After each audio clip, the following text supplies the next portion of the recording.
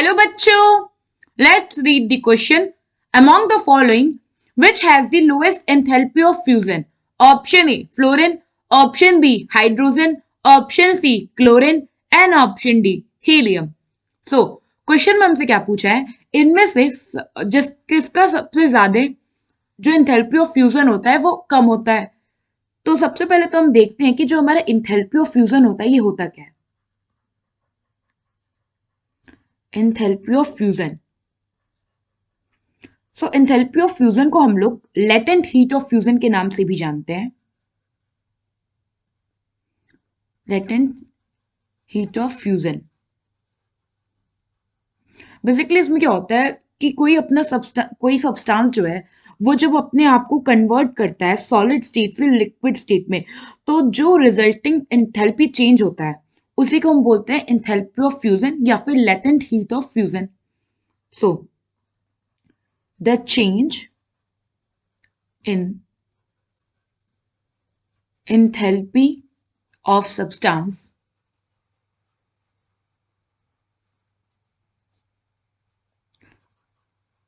resulting from providing energy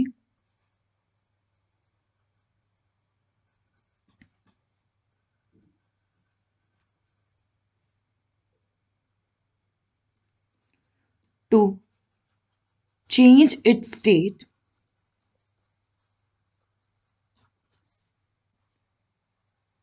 from a solid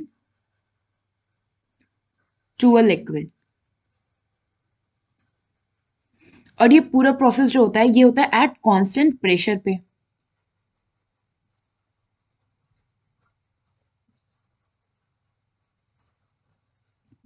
ना अगर आप बात करो लेटेंट हीट ऑफ फ्यूजन या एंथैल्पी ऑफ फ्यूजन, तो ऑलमोस्ट जितने भी हमारे एंथैल्पी ऑफ फ्यूजन होते हैं, मतलब जितने भी मॉलिक्यूल्स हैं इनके, या आप कह लो जितने भी हमारे सब्सटेंसेस हैं, तो ऑलमोस्ट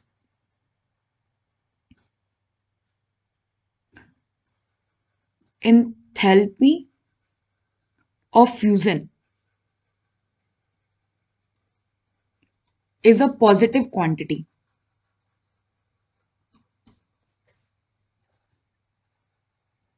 बट यहां पे एक एक्सेप्शन होता है, तो वो एक्सेप्शन होता है इन केस ऑफ हमारा हीलियम में, क्योंकि जो हीलियम होता है ये अभी तक का इकलौता ऐसा आप एटम है, या आप कह लो कि इकलौता ऐसा एलिमेंट है जिसका जो एंथैल्पी ऑफ फ्यूजन होता है ये नेगेटिव क्वांटिटी होता है। सो helium is the only known exception, as it has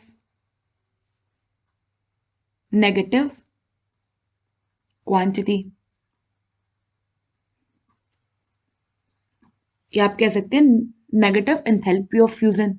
सो हमसे क्या पूछा था कि किसका एंथैल्पी ऑफ फ्यूजन जो है वो सबसे कम है, तो यहाँ पे फ्लोरीन, हाइड्रोजन और क्लोरीन, इनका क्या होगा, जो एंथैल्पी ऑफ फ्यूजन होगा वो क्या होगा, एक पॉजिटिव क्वांटिटी होगी। बट हीलियम के केस में वो क्या होता है, नेगेटिव क्वांटिटी होती है। सो इसलिए हीलियम का जो एंथैल्पी ऑफ फ्यूजन होगा वो सबसे कम होगा इन सब में। तो यहाँ पे हमारा ऑप्शन डी जो है वो करेक्ट ऑप्शन है। आई होप आपको ये क्वेश्चन समझ में आया होगा। Thank you.